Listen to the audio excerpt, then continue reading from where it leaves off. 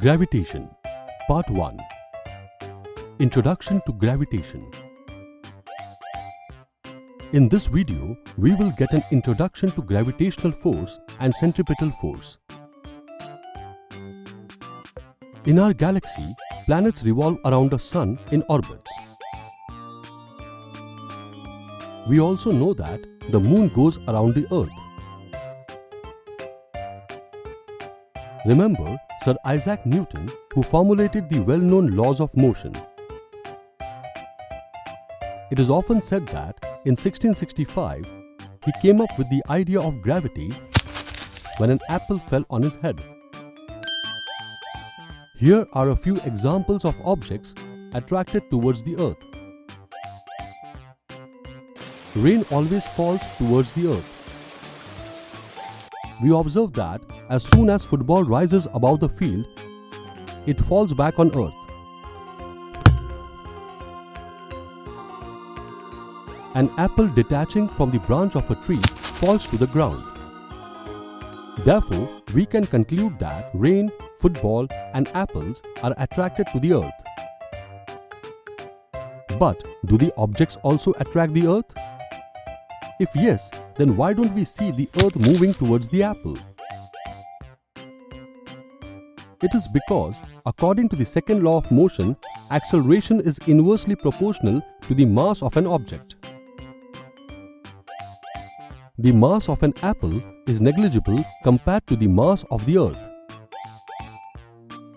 Because of this reason, although they both attract each other with the same amount of force, the acceleration of the earth is much less compared to the acceleration of the apple. It is because of this same reason that we do not see the earth moving towards the moon. All the planets revolve around the sun, as a similar force exists between them.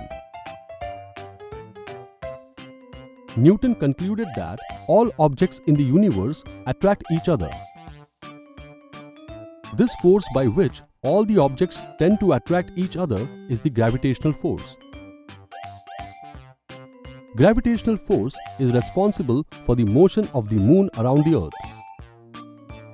falling of objects on the surface of the earth, and for motions of the planets around the sun. Now, let us try to understand centripetal force.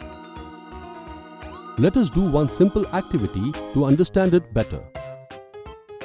Take a piece of thread and tie a small stone at one end.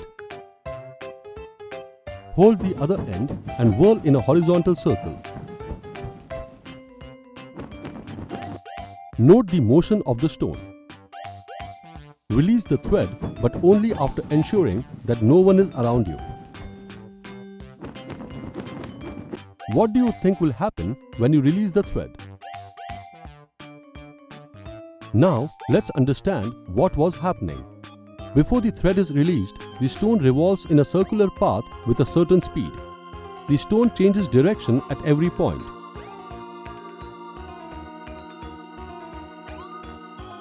The change in direction of stone occurs due to the change in its velocity or acceleration. The force which maintains this acceleration and keeps the stone moving in a circular path acts towards the center. This force that causes acceleration on a body moving in a circular path and is directed towards the center of rotation of the body is called the centripetal force. If there is no centripetal force, the stone will fly in a straight line, forming a tangent to the circular path of the stone. One of the examples of centripetal force is the motion of the moon around the earth. The moon orbits around the earth due to the centripetal force provided by the gravitational force of the earth. A lack of a centripetal force would put the moon in a uniform straight line motion. Bye-bye moon. In this video, we got an introduction about gravitational force and centripetal force. In the next video, we will learn about the universal law of gravitation.